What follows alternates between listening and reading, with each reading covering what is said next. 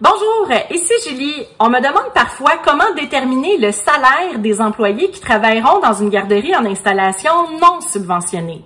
En fait, la réponse courte, c'est que le salaire dépendra bien évidemment de la capacité financière de la garderie à payer ses employés.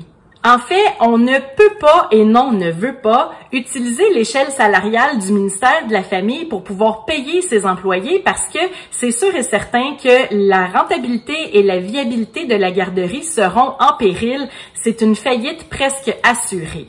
Effectivement, comme vous ne recevrez aucune subvention de la part du ministère de la Famille, vous allez simplement opérer les opérations de votre garderie avec le revenu des parents, donc avec leur paiement de garde. Il faut donc trouver d'autres astuces pour déterminer les salaires de vos employés. On peut par exemple s'inspirer de l'échelle salariale du ministère de la Famille, mais en offrant un peu moins. Par exemple, en offrant ici, je dis n'importe quoi, 2 $ de moins de l'heure.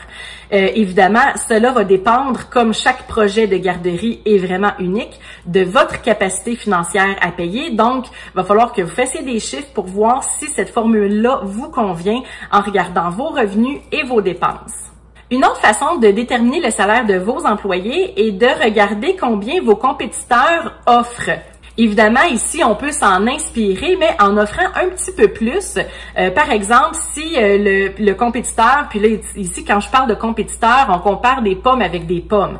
On ne compare pas un CPE ou une garderie subventionnée. On va vraiment comparer nos compétiteurs avec nous-mêmes, donc une garderie qui a le même type. Donc ici, par exemple, une garderie en installation non subventionnée.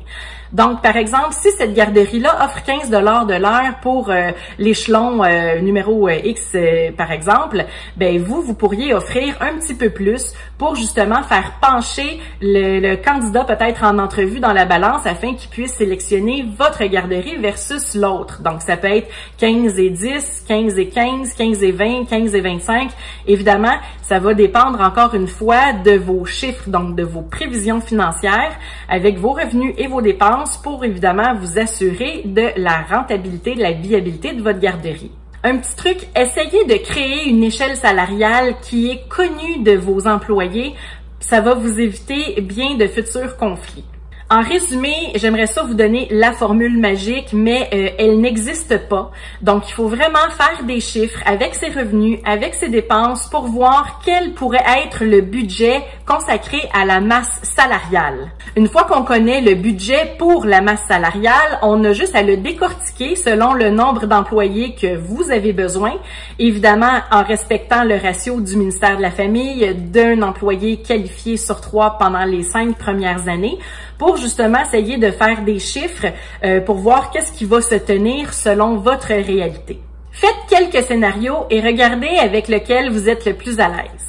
Si vous avez besoin de plus d'accompagnement dans votre projet, j'ai créé la formation Rescousse qui vous aide étape par étape pour justement concrétiser votre rêve de démarrer une garderie.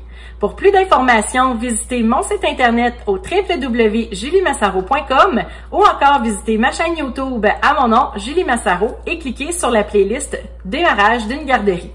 Ici Julie Massaro qui vous dit merci et à bientôt!